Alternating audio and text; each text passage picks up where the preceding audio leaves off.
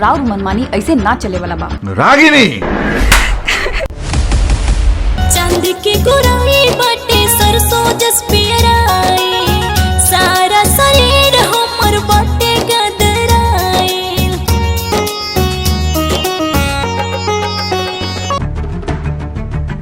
जब तक एकरा मौत के घाट ना उतारब तब तक ये अपन जमीन के ना दही। ए फौजी,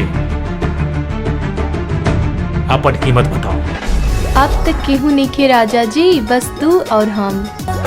तो गुलरी के फूल बन के गोदिया में चूजा, तो गुलरी के फूल बन के गोदिया में चूजा।